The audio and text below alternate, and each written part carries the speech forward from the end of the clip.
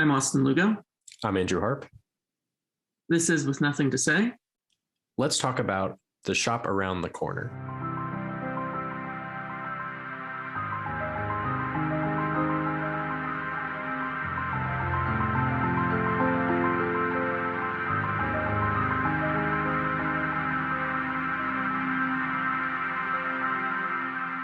So The Shop Around the Corner came out in 1940. It's a Lipsch film. I think that's how you say his name, Ernst Lipsch. I think he's originally German or something like that. It's a very German name. Came out in 1940, has the incredible Jimmy Stewart, early Jimmy Stewart. This is right around the time Mr. Smith Goes to Washington that had just come out the year or two before. So Jimmy Stewart had become a big name. He's not like mainstream the way he is now. He was still kind of up and coming, young, just this actor waiting. He hadn't been in any Hitchcock films yet, I believe. So he's still kind of this young star. And it's this entirely, not a lot of big names in the cast, but a lot of people you would see in a lot of 1940s, 1950s film, part of the studio system as you would. But Andrew, how would you describe this movie? It's a pretty, meat and potatoes romantic comedy movie set sort of around Christmas time about more or less, a couple that knows each other, but also doesn't know each other. And it's sort of kind of like that situation is kind of played up a little bit with some pretty also good supporting characters as well. It's just a romantic comedy. And The Shop Around the Corner is based off of a play that came out in the 30s, I believe. There's also a musical, The Shop Around the Corners, which has Louis Armstrong in it and Buster Keaton, of all people. And it's also what You Got Mail is based off of. Although some of the storylines are a bit different, it's kind of the same. It's basically the same plot as, definitely the musical. The musical is basically just The Shop Around the Corner with music. You've Got Mail, which, have you seen You've Got Mail, Andrew? Yeah, I actually saw it not that long ago, just like on a whim. Yeah, it's pretty much the same movie. I will say though that like this movie has like way stronger like supporting characters than You've Got Mail. I feel like You've Got Mail, like I can't think of a single like good supporting character. It's just kind of like the Tom Hanks. Who's the actor? What's the actor's name? Yes, it's like it's the Tom Hanks Meg Ryan show. You know what I mean? Although weirdly, Dave Chappelle's in that movie. He plays like Tom Hanks's friend. Yes. I'm not a fan of You Got Mail, specifically that aspect too, if you're trying to compare the two. Yeah, I think what makes this adaptation of all, because I've seen all three adaptations, but I haven't seen the original play, but I think what makes this one the best, that it is most similar to the original play, at least from what I've heard and what I've read. And that's part of probably why the characters are so well developed. And there's some really just beautiful writing that comes out of the 1940s and 1950s. One of the things that I love about early Hollywood, when we're talking about 30s and 40s, really when we're first getting into quote unquote talkies, is there's a lot of big name novelists who just decide to like write screenplays. Like Fitzgerald wrote a couple, Ayn Rand, that's how she first got her start. There's a lot, obviously there's some famous playwrights. I know Faulkner did one or two, which is kind of incredible. And it's something you don't really see so much now because screenwriting or whatever you call it is sort of its own art form. You don't see a lot of people moving from one to the other, although I guess Quentin Tarantino did recently write a novel, although I haven't read the novel, but I've heard the novel's basically, or at least Tarantino has described the novel as just a continuation of Once Upon a Time in Hollywood. So it's basically just like take all his notes together and kind of put them into a book. Akira Kurosawa, interestingly enough, originally wanted to be a novelist. And he actually wrote for Seven Samurai, he originally wrote it as a novel and then like tried to transcribe it into a film because he thought it would be easier to do it that way, which it wasn't, because why would that be easier? But I'm not Kurosawa, so I don't know.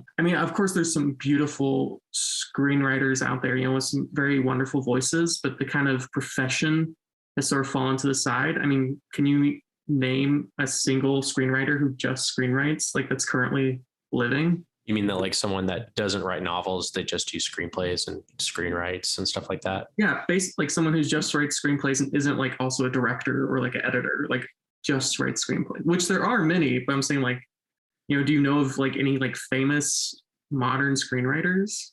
I forget who was the guy that who worked on the new Dune movie, and he worked on the new Star is Born.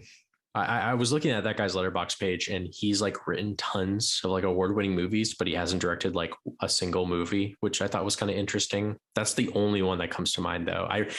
Eric Roth, he's just a screenwriter. I think they exist, but I don't know. When you think of like movies, like really good movies over the past couple of years, it's usually like a writing, directing, effort in some kind of way. Although there's also plenty of directors who don't write as well, or at least don't write for the most part. Yeah, it's a rare breed, I think. I think it is sort of an art form that's kind of been pushed to the wayside because directing or editing are kind of the more flashy versions, right? You don't often, when you go to, you watch the Oscars, how many writers, right, do you see? You see a lot of actors, you maybe see a couple of directors, some big time producers, but you never see the writers there. There's this joke it's a Woody Allen film that came out in like 2016. I think it's called like Wonder Wheel or Ferris Wheel. That's Jesse Eisenberg and Kristen Stewart is maybe in it. It's not that good. Definitely one of Woody Allen's weaker films. But there's this joke in it, and Jesse Eisenberg is like meeting this guy, and he's like, "Oh yeah, he's like this 4-time, Oscar-winning person." He's like, "Oh shit, like how have I never heard of you before?" He's like, "Oh, I'm a writer," which is, I think it's kind of, I mean, I guess in a certain sense, it's kind of always been the case because even you go back to the 30s, the 40s, the 50s. I mean, maybe you name a couple of big names, but most of those big names are either famous because they write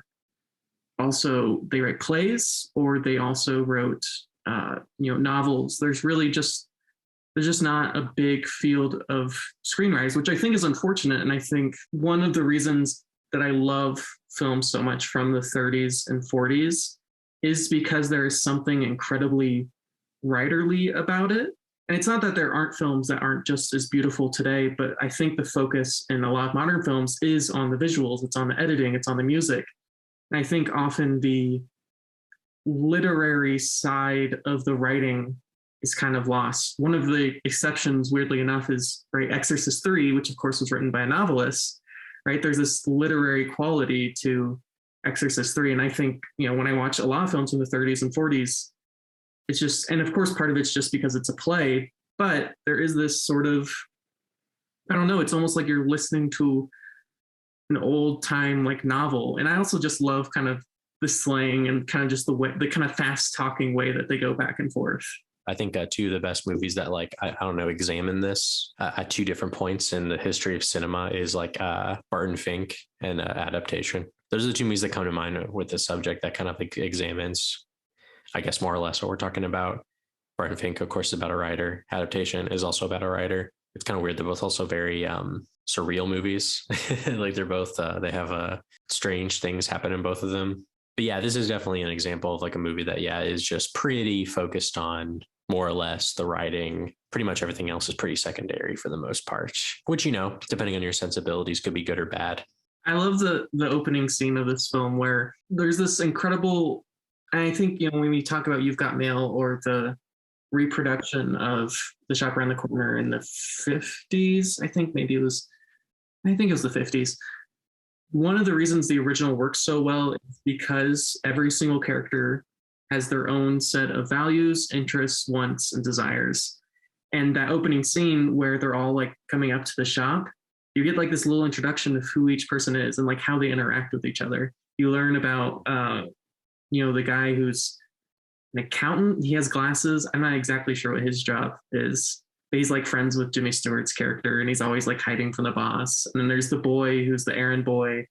And there's the women who work at the front. And of course, there's Jimmy Stewart's character who's basically like, he's kind of like this no nonsense, like he knows what he wants. I mean, not like mean or anything, but like he just kind of like knows, like he's kind of the know-it-all in a certain sense.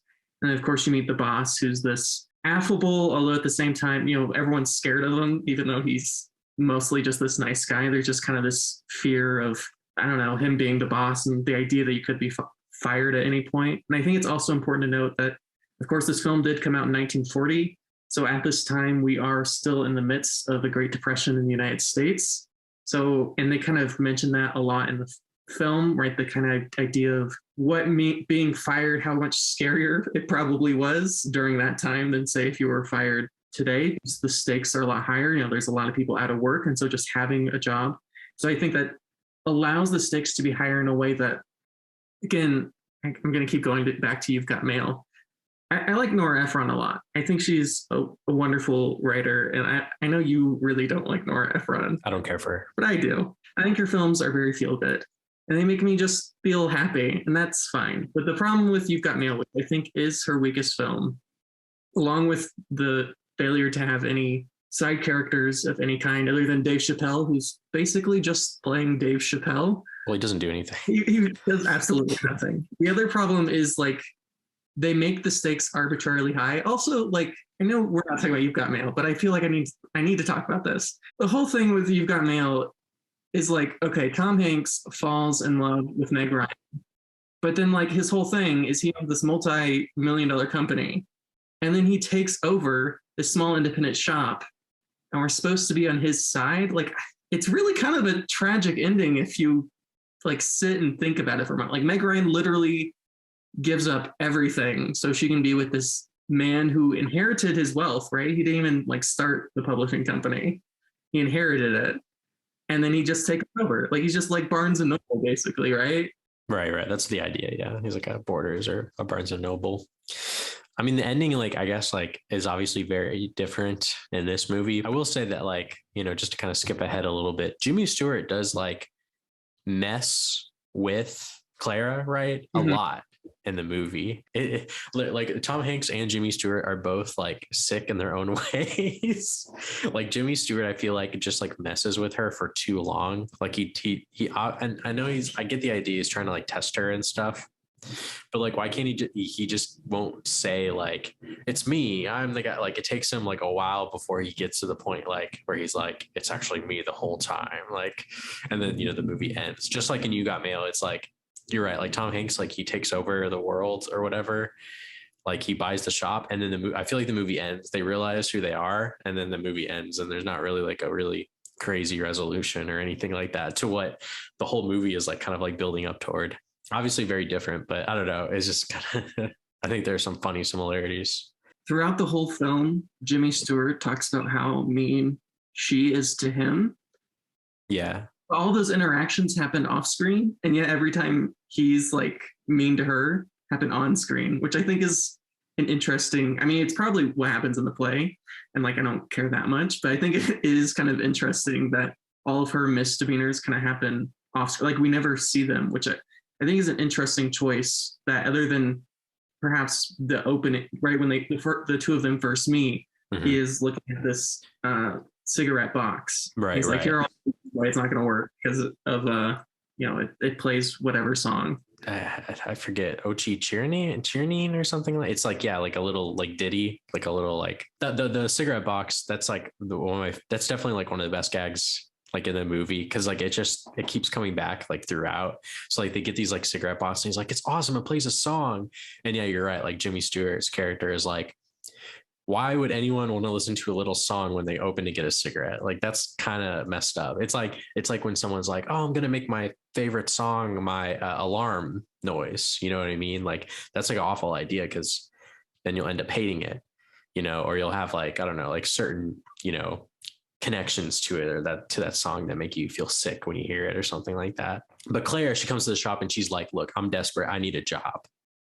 And Jimmy Stewart and the boss, Matichek, they say his name like 200 times in the movie. Great drinking game. Every time his name. Yeah.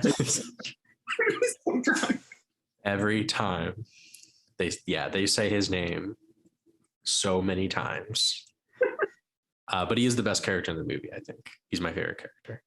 But like, yeah, she kind of like proves to him that she is a good seller, because she convinces a woman of stout proportions that when you open the box, you look, it's a candy box, and when you open it up, it plays a little sound, so it'll make you not want to open it to eat the candy. And she's like, oh, I'll buy it.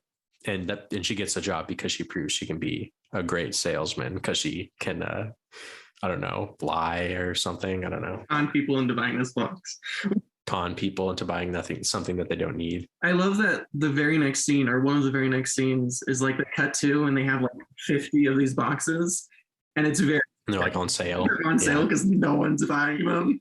Like she basically just sold that one box, and it just not work at all. It is a great gag, and it's the one gag that kind of goes throughout the whole film, right? It's constantly just there on the side. It's so like thoughtful and little. It's not like a big thing, right? It's just kind of, it's not like an inciting. I guess in a certain sense, it's sort of an inciting incident because the inciting incident is she gets hired for the job, but it's just kind of always there in the background. And even like the whole design of the shop, because there really are very few locations in this film. There's the shop, outside the shop. There's a scene in a hospital. There's a scene at a restaurant, and I think that's it. Is there any other locations? That's like pretty much it. Like there's no apartments or houses that people go in. It's just like public spaces, like a hospital and a store, and like like a cafe or two. I know they're in Budapest. It might as well just like be like in New York City or something like that. Like I know I know that the play was written by a Hungarian person. It's not like a Budapest movie. They obviously didn't film it in Budapest. I've never been to Budapest, but like I don't know, like I don't think it looks like that. Like I think it probably looks a little bit different. It might as well just like be like in New York City or something like that. Like in You've Got Mail. Like I just think that's kind of funny. They're in Budapest, I guess. Literally be any city in the world. Like it's because they never show any sort of like wides of a city. And like why even put that it's in Budapest? Because they maybe say it once that they're in Budapest, but that's it. I'm guessing that the original play is in Budapest, maybe because it's a Hungarian guy. But like, why not just like change it for the movie? I mean, it's like a fine change would have been the location. But I guess the location doesn't really matter anyway, because like we said, they're pretty much indoors the whole time. Shot entirely on sound stages, which makes exactly 1940 great. These are right. A couple of years, so you're still pretty new. Which I knew Alfred Hitchcock, when ironically enough, when Talkies first came out, he abhorred films that had dialogue in them because everything had to be worked around where a microphone was, because you'd hide microphone in like plant. That's why there's like always plants in like early 1930s films. They do that in Singing in the Rain, right? They do that, right? Right, because they're like, oh, we have this microphone, we don't know what to do with it. Like, they like try a plant, like, don't they like try like a couple different things? Because they're like, they don't know what to do with like this new piece of equipment. It's completely like foreign to them. They have no idea how it works, where it's supposed to go, and they mess up probably all the time. Yeah, that's like my favorite part of that movie. Well, at least like one of the funniest parts in Singing in the Rain is when they're like trying to figure out how to use sound. It's great. I love it. And that's something that I also love about those films, is because especially now when you can shoot an entire film on an iPhone, and Steven Soderbergh and John Baker are famous for doing a couple of these kind of films, and to great effect. I think because it's so easy to make a film now, and there are so few limitations on almost all ends, I think there's a certain struggle that allows kind of a imagination to come forth. And in these films like this one, there's a lot of like long moving shots, right? You're not cutting every 2 seconds because you had to work with a microphone, had to be in a specific area because it's running on this long cord and it can only be in this particular space. And I understand why Alfred Hitchcock was kind of pissed off by it at first, because it did feel, especially if it was a badly made film, which there's plenty of I don't know why people think like old films are better than new films, because they're not. There's just as many bad ones. People just don't never watch them because, right, these films have been around so long, most of the bad ones have kind of been sifted out. So you almost never see them. But there's plenty of terrible films from the 30s and 40s, and they are shot like plays. And it's just like, they're so boring. And, the one thing you can say about modern films is even if they're like really bad, like maybe you take a Michael Bay film, a subpar Michael Bay film, which, I mean, I don't know if any of them are above par. Even saying that, the one thing you can't say about the Transformers series is that most of the time they're not boring, right? There's always shit going on. Like it's just like, even if like you don't care about any of these characters and you kind of want all of them to die, like it looks cool. And even in most bad modern films, like at least they're not boring. Like if a modern film is boring, like that's a really fucking low bar to have to. And you're probably talking about like big budget, like studio films, maybe not independent films. Yeah, I mean, there's still plenty of student films that are just horrendous. Yeah, there's some pretty bad independent films I've watched that are just like, yeah, awful. But I know what you mean. Yeah, like, technology has come a long way. So even if like there's no substance to your movie, you can at least maybe get like a cool factor out of it. You know what I mean? And Shop Around the Corner, it has good writing, so it's elevated by that. But it's just people walking into the store. They're walking around the store. Sometimes they go walk to another place and they talk and stand, which is fine, But yeah, you're right.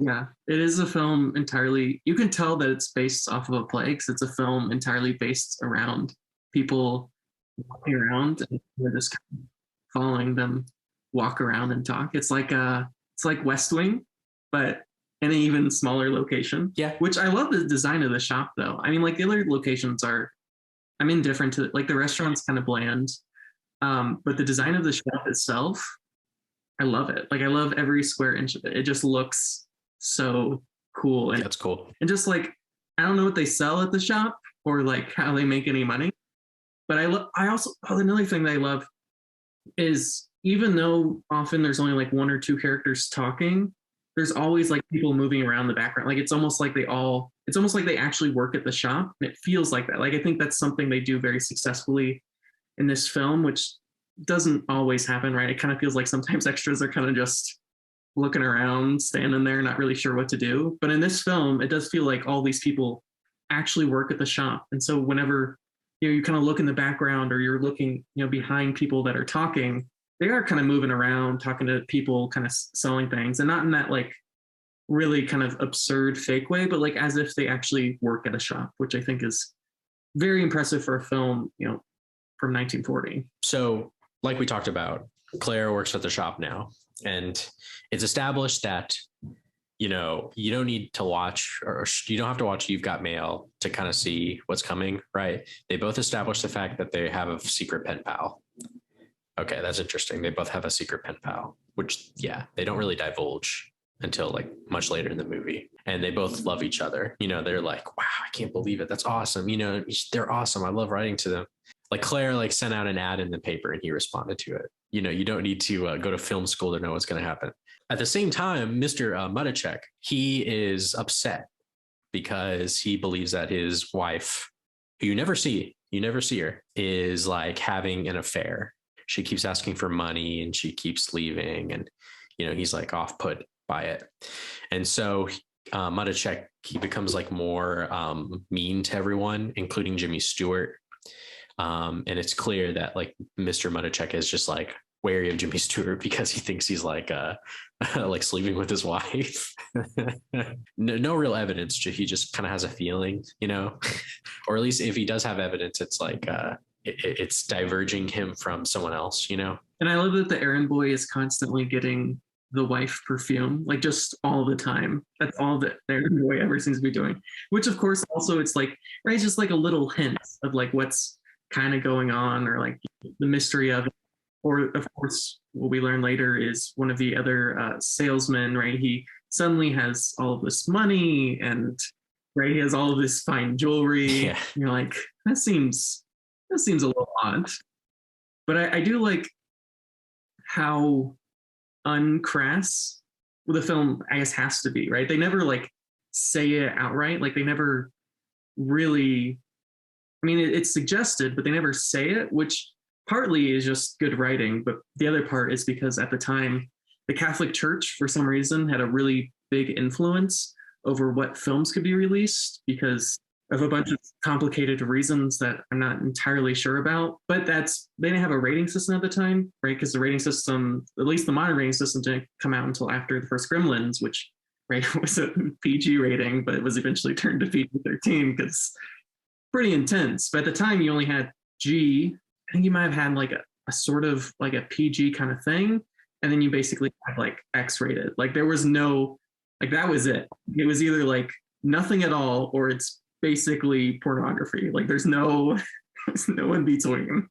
Exactly. And that's why when you get into like the 60s and 70s, it's like a haven for just like the craziest movies, right? Just like the most violent, just sex filled like romps you've ever seen, because it's like, I'm not like a film history scholar, but I'm guessing like once you get in the 60s and 70s, maybe the Catholic Church has a little bit less of a grasp on Hollywood, right? But there's not really like a rating system, right? At the same time, maybe there is, but it's like very, like it's like two or three of them, so yeah, that's why like those movies are crazy, right? Because it's just like, yeah, whatever. And then, like you said, with Gremlins, people were like, okay, maybe we should watch it. Yeah, I think that's part of the reason why the French New Wave and Italian neorealism and kind of the films of late 50s and early 60s are, and of course, Federico Fellini and these kind of directors are so just absurd and insane, which is basically, it was the invention of independent cinema. Because the reason the Catholic Church could say you can only do these things was because they basically owned the studio system. And if you weren't in the studio system, you couldn't make a film. Like films were just so freaking expensive to make. Like you just had to have, I mean, and the way films were made back in the 30s, 40s, and 50s, even if you talk about the big names like John Ford or, Charlie Chaplin, Buster Keaton, or whoever, they all had to work under a studio system, which basically worked as a factory line. Like they basically saw Ford build a car and they're like, oh, we'll just do that with movies. So like, if you were a director, you never saw the script before you got on set, and you were actually not allowed in the editing room. So like you were basically only there to be on set. And the same with the editor, right? They were never on set. They were never any part of anything. And they just kind of worked as a factory, which created some like, I mean, there's a lot of great films that come out at that time, but there is this sort of homogenous sort of, especially like if you watch a lot, like if you kind of get into like a mode where you're watching a lot of movies from the 30s and 40s, there's a certain homogeneity to it that can get a little dull over time because it is built so factory-esque. And so when you get into the 60s, of course, right, it's become significantly cheaper to make a film. And so you get people like Francois Truffaut or Jean-Luc Godard or, Akira Kurosawa or whoever who are like, oh, we can go make a film for, I don't know how much money, but significantly less. And because we have to go through a studio system, and technically a rating system doesn't exist yet, we can just do whatever we want. So yeah, like you were saying, it is kind of a reaction. But I do think there is there's a dance, right, that they're playing in films like The Shop Around the Corner, where you have to be able to suggest these things exist, because it's silly to pretend that, sex and violence don't exist in the world. But let's get back into the movie a little bit. So yeah, they're all working together. And Clara and Jimmy Stewart's character, they don't like each other. But of course, ironic, because they actually do like each other. They don't like each other only really because they know each other in a very like surface level fashion, right? They don't really like know each other. So they just like they only know each other from work, which is like a very, different environment than like if you're writing like a romantic letter to someone. Christmas is coming. It's a Christmas movie. Well, it's not really a Christmas movie. Christmas inspired. It's Christmas inspired. And they're going to meet at a cafe for a dinner date. They're both ready to go after work. And Mr. Mudachek, he's mad. And he's like, everybody needs to stay after work to, clean our stupid windows or something, right? Like he wanted to like clean their windows. They want to dress the windows differently. Yeah. But everyone like, but yeah, Jimmy Stewart and yeah, like Clara, they're both just like, no, we have a thing. We have both separate things that we got to go to. And Jimmy Stewart and Mr. Munchak, they have a fight, and more or less he's fired.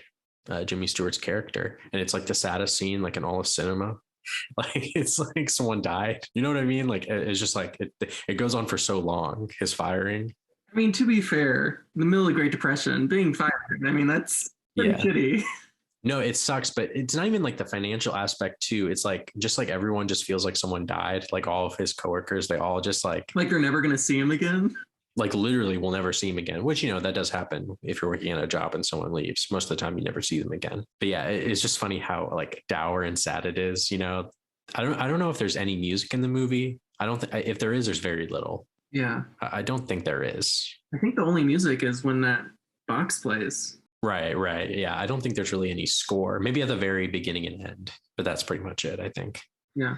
Yeah. But yeah, he's like, all right, goodbye. I'm leaving. And they're all just like, that's kind of weird. I guess we'll like keep working. And of course, that's the night too. Everyone leaves, and that's the night too where Mr. Mudachek has the private investigator arrive, right? Which you see that guy walk in, you're just like, oh, that's like a detective, right?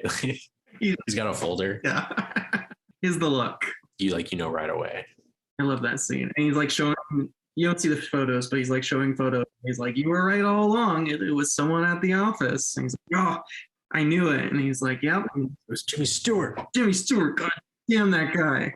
And then they show him the pictures and he's like, oh shit. It's not Jimmy Stewart. It's someone else. Yeah, it was the foppy guy with like the hat and the cane. I don't remember his name, but yeah, he like you said, there are like little hints here and there that kind of show that maybe he is the guy, and it turns out he is the guy. And then you get the second saddest scene in all of cinema after this. The first one being Jimmy Stewart's firing, which I will say, this guy, the guy who plays Mr. Mudachek, what's his name? Frank Morgan. He's like really good. He's my favorite character just because I think he's like really funny and over the top. He's like the most tragic character, and his arc I think is like more interesting than either of the two leads, right? Yeah. Like he's like a guy, he's a rich guy, and he's very well respected, but not respected enough that like one of his employees like starts sleeping with his wife. And he becomes so depressed about this fact that he almost kills himself. He almost shoots himself in the face right in the store. I like how it's like at the store, like he doesn't like go anywhere else. He just like stays put in his store, like the one thing like he likes, you know what I mean? But the errand boy person comes in and saves him before shooting himself in the head. Yeah. I mean, obviously they don't show it, which it's very classy the way they go about it, but you hear the gunshot and you see him run off. And I love there's like a couple of seconds where you don't hear anything or see anything because they're like off in another room. Yeah. And so like there's this moment where you don't know if he's like shot himself or not. Yeah. Which I love. I love that little moment, just like that pause. You're like, I don't know what's going to happen. But of course, Aaron comes out and we realize that he had not shot himself or missed, or Aaron Boyd got there in time or what have you. And while this is happening simultaneously, right, we go back to the diner, the restaurant, or whatever. Right. Yeah. And Jimmy Stewart's walking with his friend, and he's like, I just don't feel like going in there. Like I can't do it. I don't have a job. I have a job. Like I'm not worthy of her. And so the guy like looks around, his friends, and he's like, oh, yeah, you're not gonna like her. And he's like, what do you mean? And he's like, oh, it is. It's like it's Claire. It's Claire. And he's like, what? Damn it. But he goes in and he acts all like sly, like, what are you doing? Yeah. He's pretending not to be the person familiar. He's like, he just like bumped into her. He just happens to be at the restaurant. And they accost each other. They kind of go back and forth. Like it kind of starts out kind of like, nice. And she's like, oh, I feel sorry for you, blah, blah, blah, blah. I know we've never been like close, but whatever. And then as they go on, they just start to bicker more and more and more until of course they not happy with each other. She's mean. She's mean to him. She like bullies him. And yeah, he gets like, once again, it's the third most depressed scene in all of cinema when Alfred is like, oh, okay, I guess I'm awful then, goodbye. And he like leaves. She really kicks him while he's down. I know, it's just like wow, he's not that bad. Like he has like, they're both like, I guess they were competitive at work, but like it was hard for me to understand like why she was being so mean to him, especially since like obviously like she thinks that he's bothering her when she's trying to like meet the guy, right? It's like she's like, I just want, I need to be by myself so the guy can come and see me that I'm here, so you need to not bother me, so go away. So I understand that, but man, she's going in. She just went in. She really went on. And I think part of it has to do with her like internal anxiety of not feeling like she's good enough, or that whoever this, right, because it kind of the whole scene, especially after he leaves, is there's this sort of underlying terror that this man's going to see her, right? The waiter kind of talks about how, oh, we've had these before, and sometimes they'll walk in, see the woman, and then just leave, which just seems like just a terrible thing to do. It's vocalizing these underlying anxieties that don't really have to do with Jimmy Stewart and with her anxieties about not feeling good enough or smart enough or pretty enough or whatever enough. But it is pretty, she is pretty mean to poor Jimmy Stewart. Yeah, so he's upset. And so Alfred, he's like, okay, whatever. And he goes to the hospital to visit Mr. Mudachek. He's fine, but, he had like a nervous breakdown. And they're like hanging out and stuff. And Mr. Mudachek's like, oh, Alfred, you're awesome. Like, please come back. I love you. And just like he's just like, I'm so sorry. Like, you're totally fine. I thought you were the guy that was, seeing my wife. And he's like, of course I'll come back. And he promotes the errand boy to a clerk as well. It's a big, nice scene. I love how Alfred, Jimmy Stewart's character, he visits it's like the same scene twice in a row. He sees Mr. Mudachek, who's sick at the hospital. And then he sees Clara, who's sick in her bed at her home. I guess, yeah, she goes visit. Mm-hmm. I guess that's another location, her apartment. But yeah, it's like the same exact scene. Yeah. It pretty much is. I mean, Jimmy Stewart talks to a person who's sick in bed. He sure does. He goes over there. And, he's trying to be nice. He's trying to just, be like, hey, I know that it's not working out so well, but, it's going to be okay. Take as much time as you need, Yeah, she's upset that the guy didn't show up. And of course, he's yet to reveal that he is said guy. So, but he's trying to be like, well, maybe it's going to work out. And she's like, oh, you wouldn't understand. He's nothing like you. You don't understand. He's the greatest. You will never ever be like him. Just so yeah, the man I correspond with is just, you're infinitesimal to him. Like the way that they have her deliver those lines and the way that those lines are written is just very funny. And I think she reads a letter that he wrote that's like, oh, I didn't go in because I saw you with that guy, and so let's meet again sometime or something like that. And of course she's fine, better than ever. Yeah, she's not sick anymore. And now I think you go to Christmas Eve, right? Because they're gonna it's like Christmas Eve and they're ready to go. They're gonna have the best sales night ever. Because what would Mr. Mudachek want? They only say it 200 times. So many times. It's a great name though, Mudachek. It works. I love it. It does. I like the little gag, by the way. One joke that I remember, there's a good amount of funny jokes and gags and stuff. I love the gag at the scene where it's busy on Christmas Eve and Mr. Mudachek overhears some women, two women talking about some sale, and Mr. Mudachek's like, yeah, it's a great store. He's acting like a regular guy. You know what I mean? That's overhearing and stuff like that. It's it's a really great deal. Isn't that great? And then the two women's like, well, Mr. Mudachek, you own the store, you ought to know, or you should something that killed me. I thought that was pretty good. Yeah, all the things with Mr. Mudachek are good. But they do it. They have the biggest sales line ever. And they're like, look at all these monies. We did it. And Mr. Mudachek's like, you know what? Who cares if my wife doesn't love me and is sleeping with another of my employees? I have money, so that's all that matters. I forgot about the most physical scene in the whole movie where Jimmy Stewart punches the guy in the face, the guy sleeping with Mr. Mudachek's wife. Yeah. I just thought I'd mention that. He punches the heck out of him. He clobbers him. See? He falls into all the boxes. Right after he hits them, they all sprint to pick up the music boxes. Right. Yeah, I thought I mentioned the most action-packed scene in the movie. Except for maybe the failed suicide. Yeah, you barely see it. But yeah, they're like, we did it. We made all this money. And they're all happy. They're like, yay. They get their bonuses. Yeah. Oh, yeah. He hands out bonuses to everyone. And the errand boy, who's now a clerk, now has his own errand boy. I love that kind of dynamic. How he immediately changes. The errand boy, as soon as he's made a clerk, he completely changes who he is. He's a completely different person now, more or less. It was very good. That's pretty funny as well. Mudachek, he's handing out monies for, bonuses. And they're like, oh, thank you, Mr. Mudachek. Thank you so much. We love you. You're the best. And he starts talking to Jimmy. He's like, Jimmy, you should, we should hang out and go have dinner or something.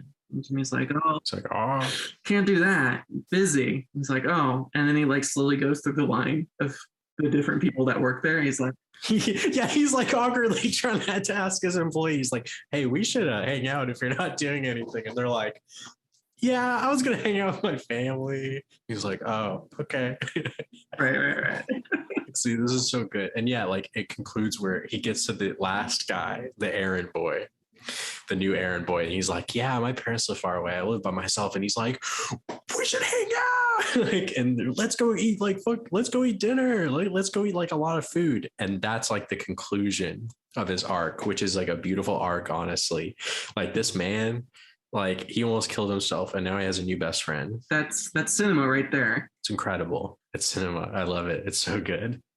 And then you have like this two leads or whatever, and you know, they're like still in the store, right? They're like about to go. Yeah, they're like getting ready to leave. Yeah. They're bickering about some. Oh, because she's waiting because in the last letter, Jimmy Stewart wrote that he was going to meet her in the store afterwards, and she's like waiting for him, and of course he bickers with her, and you know, you can tell he's kind of like testing her a little bit. And Emily also pointed out that it does go on for a little bit. He does definitely get his comeuppance. He also basically like, she basically like convinces her to get him a different present, right? Like that whole scene, that whole part of the movie is like really weird, where like they conspire to trick her into buying a different present for him than what she was going to buy, because she was going to buy one of those stupid boxes, but he wants a wallet.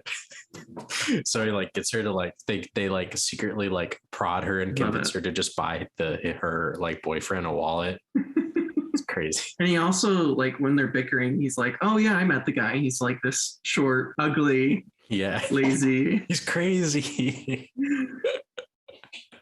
Yeah, she's just like, oh, I was the most unattractive man I've ever seen in my entire life. It just keeps going on, where it just keeps on like making this made up person, as horrible as possible.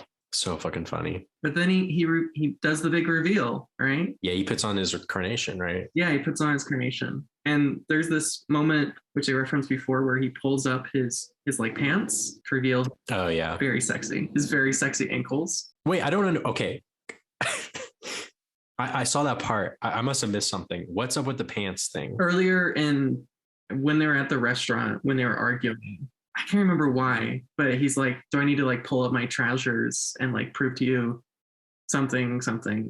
I don't exactly know why, but I bring up that scene because Jimmy Stewart was so uncomfortable with the way his legs look that's not actually Jimmy Stewart.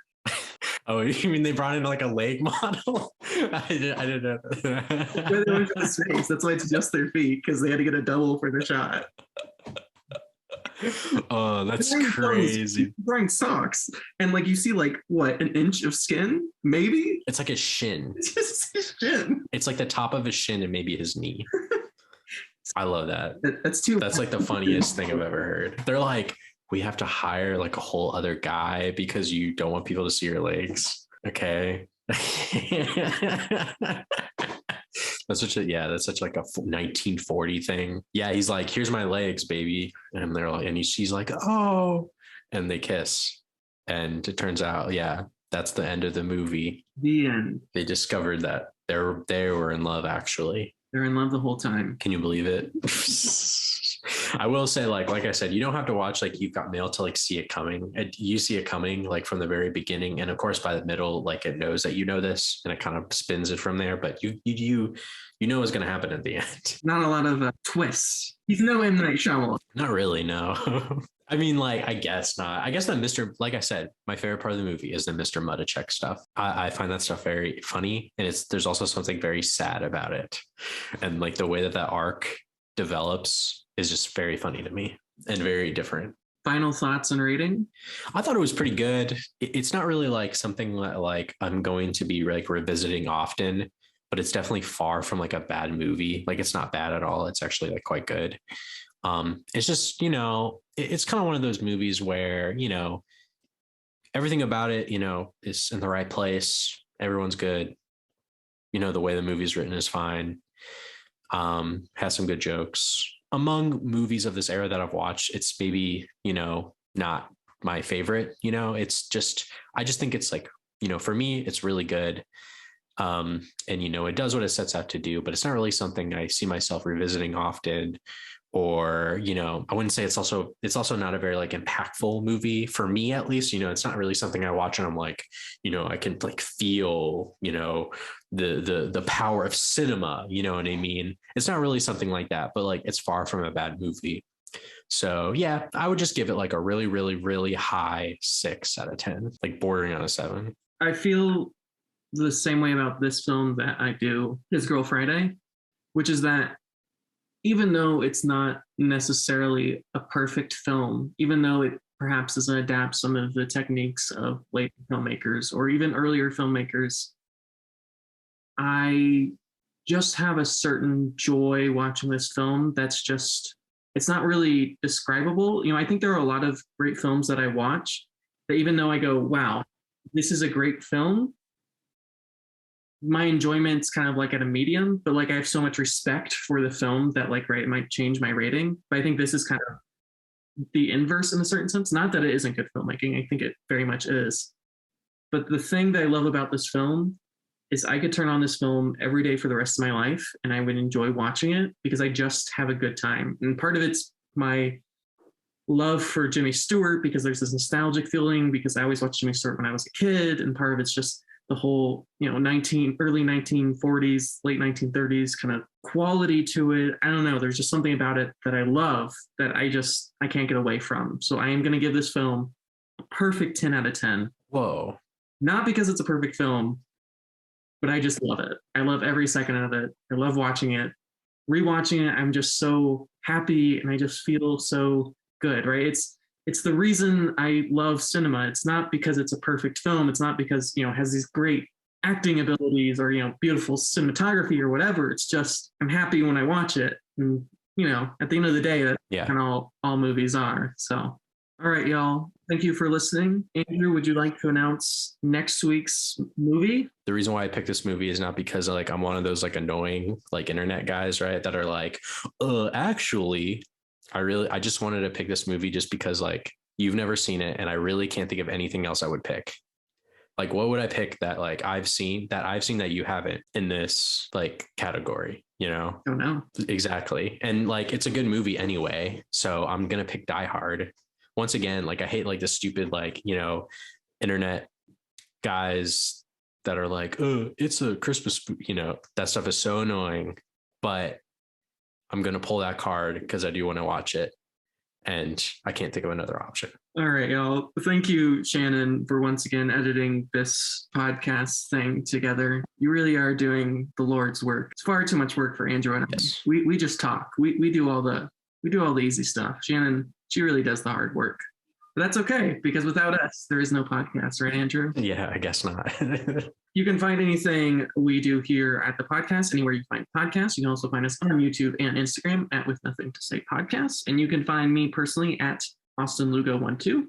You can find me personally on Twitter at ADHarp24 or on Letterboxd, Retro Andrew, RETR0 Andrew. And thank you all for listening. And until next week. Thank you.